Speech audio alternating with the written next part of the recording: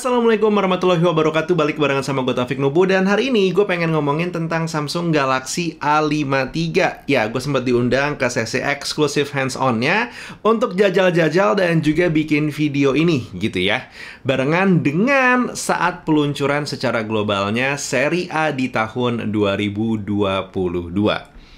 Let's get into it. Sebelumnya kenalin dulu, nama gue adalah Taufik Nubu. Halo, dan emang gue biasa bikin video seputaran teknologi, lifestyle tech, dan juga tech thoughts. Jadi if you're into that kind of video, please do consider untuk klik tombol subscribe dan nyalakan notifikasi untuk semua aktivitas dari channel ini. Dan gue harus bikin disclaimer, kalau ini bukan video review ya, karena emang gue hanya punya kesempatan megang Samsung Galaxy A53 itu kemarin beberapa jam aja. Dan kebanyakan gue pakai untuk merekam video pula gitu ya. Jadi ya ini hanya ingin sharing informasi yang gue punya tentang seri A terbarunya Samsung yang baru aja dirilis. Di awal tahun 2022, Samsung Galaxy A53 itu meluncur dengan spesifikasi yang menurut gue udah lumayan menarik. Dia menggunakan chipset Exynos 1200 series berpadu dengan RAM dan juga storage up to 8GB RAM dan juga 256GB storage plus ada fitur RAM Plus. Untuk layarnya sendiri menggunakan panel dengan ukuran 6,5 inci FHD+,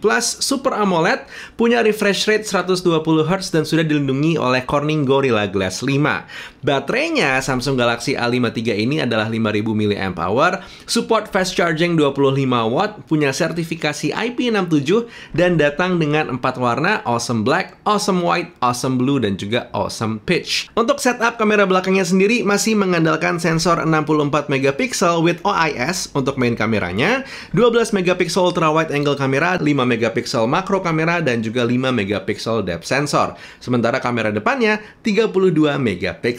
Salah satu hal mungkin yang mencolong perhatian pertama lo adalah hadirnya Exynos kembali di Samsung Galaxy A53. Menariknya, proses fabrikasinya adalah 5 nanometer.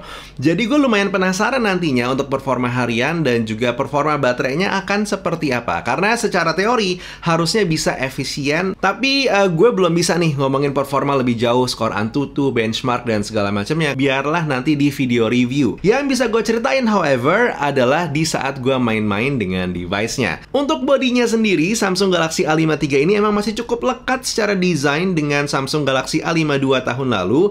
Perbedaannya lo bisa merasakan nantinya. Yang pertama itu adalah di bagian warna, karena hadir warna baru yaitu Awesome Peach, dan juga hilangnya headphone jack di bagian bawah handphone. Plus, kalau kita ngecek bagian belakangnya, kamera bumpnya ada sedikit lengkungan dari bodi belakang ke bagian kameranya. Kalau tahun lalu itu lengkungannya seperti cembung, kali ini lengkungannya seperti cekung. Ya mungkin buat beberapa orang nggak esensial, tapi adalah perbedaannya di situ. Sementara kalau kita ngelihat device-nya lebih lanjut, di bagian kanan body masih ada tombol volume dan juga power seperti biasa. Di bagian bawahnya ada speaker, USB Type-C port, dan juga SIM card tray. Yang by the way, tray-nya ini adalah hybrid, jadi harus pilih 2 SIM card atau 1 SIM card plus 1 memory card. Di bagian sebelah kirinya bersih, di bagian atasnya hanya ada port mic aja. Dan dari bagian depan, seperti inilah bentuk Samsung Galaxy A53. Mengandalkan desain Infinity O screen dengan punch hole di bagian tengah layar. Untuk bezel layarnya sendiri emang masih terasa sedikit asimetris. Antara bagian kanan kiri ini berbeda dengan bagian atas bawahnya. Tapi emang biasanya mid-range itu ya seperti ini bentukannya gitu ya. Jadi karena masih common practice, gue masih merasa aman-aman aja. Hopefully ada gebrakan dari Samsung mungkin di A73 atau mungkin di A54. We'll see. Untuk panel layarnya, Samsung Galaxy A53 ini kabarnya walaupun sama-sama menggunakan Super AMOLED seperti generasi-generasi sebelumnya, katanya secara color science ini akan berbeda, lebih pop, lebih vibrant, dan lebih nyaman buat dilihat. Nah, untuk masalah refresh rate-nya sendiri emang ada peningkatan. Samsung Galaxy A53 kali ini hadir dengan 120Hz refresh rate, tapi catatannya tentu ini bukan satu buah refresh rate yang dynamic ya. Jadi dia bertahan either 120Hz atau di 60Hz aja. Untuk masalah brightness-nya sendiri, Samsung Galaxy A53 ini dikabarkan dia punya tingkat kecerahan itu sampai dengan 800 nits. Pas kemarin gue coba sih, untuk satu buah area yang agak berpadu indoor dan outdoor, jatuhnya masih cukup nyaman untuk digunakan. Gue tidak mengalami kesulitan melihat layar, walaupun dalam kondisi yang mataharinya atau ada lampu yang bener-bener lagi nembak layar yang gue pegang. Dari sisi OS, Samsung Galaxy A53 ini menggunakan One UI 4.1 dengan base Android 12 dan hadir dengan RAM Plus. RAM Plus ini pada dasarnya dia mencoba mengalihkan fungsi storage beberapa giga menjadi fungsi RAM. Tentu ya untuk masalah baca-bacaannya cepetan RAM biasa dibandingin emang RAM yang bentuknya virtual seperti RAM Plus ini. Tapi ini katanya dipakai nantinya untuk teman-teman yang mungkin emang punya tingkat multitask yang lebih banyak. Jadi bukan untuk gaming, lebih untuk orang-orang yang doyan multitask. Dan nantinya juga adalah untuk menjaga performa handphone ini di saat sudah menyentuh angka misalkan 3 atau 4 tahun. Karena Samsung Galaxy A53 ini dijanjikan akan mendapatkan update One UI sampai 4 kali, berarti sampai One UI 8.1, dan juga akan mendapatkan update security patch sampai 5 tahun. That's quite a lot actually. Makanya mungkin penggunaan RAM Plus akan jadi berguna untuk orang-orang yang menggunakan handphonenya cukup lama. Kalau lo doyan bikin konten video, foto, atau apapun menggunakan kamera handphone, si Samsung Galaxy A53 ini punya potensi untuk memanjakan lo ya. Ada beberapa fitur-fitur baru yang emang sebelumnya nggak ada, bahkan di Samsung Galaxy S22 Ultra pun juga nggak ada gitu. Seperti Fun Mode, ini pada dasarnya adalah filter Snapchat yang sudah integrated dengan aplikasi kameranya secara langsung.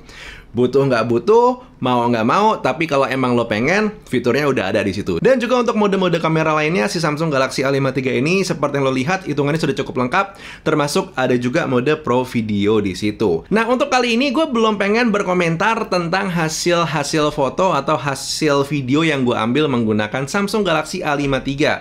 Again, karena gue belum tahu ini softwarenya apakah sudah final atau masih pre-production. Tapi lo bisa melihat beberapa sampel foto yang gue punya, dan ya, instead of gue yang komen, gue pengen tahu komentar lo tentang hasil foto dari Samsung Galaxy A53 ini seperti apa. Silahkan tulis di kolom komentar. Kalau ada yang penasaran sama hasil kamera depannya ini seperti ini lagi di satu buah tempat yang cukup riuh karena ada lumayan banyak yang nyoba-nyoba ngeliat handphone. Ini di Samsung Store yang ada di apa nih namanya, yang bekas Taman Ria. Lupa namanya. Tapi ya begini ya hasil kamera depannya. Gue nggak pengen pakai terlalu banyak jalan-jalan karena takutnya ada hal-hal yang mungkin belum boleh dikasih lihat. Tapi kalau ngeliat di layar handphone aja sih ini hitungannya lumayan stabil ya. Menarik. Kamera belakangnya gimana? Yuk kita coba. Nah, kalau yang ini hasil perekaman kamera belakangnya, dan dalam mode perekaman tuh bisa dirubah.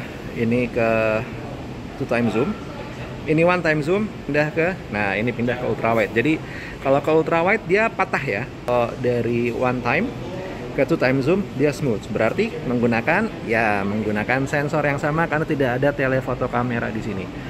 Ini sih kalau ngelihat hasil gambar lumayan cakep nih. Area-area sini jatuhnya masih lumayan oke itu ya, dynamic range-nya. Cuman lo yang nilai, gue juga nggak pengen ngasih penilaian terlalu banyak karena ini sifatnya masih coba-coba aja.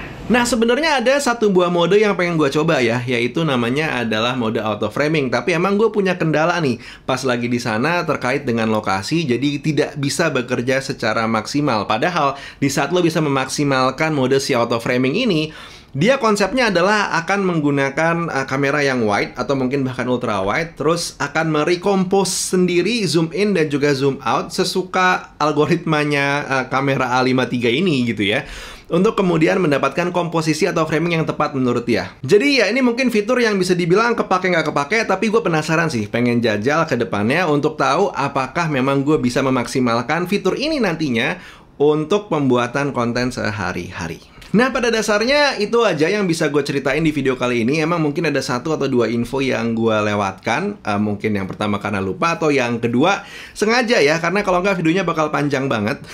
Tapi buat lo yang pengen beli, ada beberapa hal yang mungkin harus lo tahu. Yang pertama secara harga, Samsung Galaxy A53 ini dari teman-teman Samsung Indonesia, pas gue bikin video ini pun masih belum ada bocoran harga. Tapi katanya akan ada di harga 5 jutaan. Jadi info lengkap harga dan untuk buat yang pengen PO segala macamnya, terus bonus-bonusnya, silakan lihat di kolom deskripsi. Kalau sudah ada akan langsung gua taruh di sana.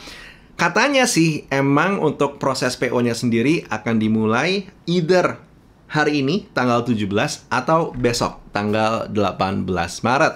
Nah, satu hal yang juga harus teman-teman tahu nih kalau emang pengen beli Samsung Galaxy A53 ini adalah Samsung itu kan lagi dalam satu buah campaign Galaxy for Planet, yang berarti pengen lebih peduli lingkungan. Jadi Samsung Galaxy A53 ini memang rencananya akan hadir dengan slim pack alias tidak ada lagi charger plug-nya. Jadi ya, walaupun emang Samsung Galaxy A53 ini punya kemampuan untuk ngecharge up to 25 watt, chargerannya tergantung yang sudah lo punya saat ini itu apa? Karena tidak disertakan dalam pembelian. Nah, itu dia.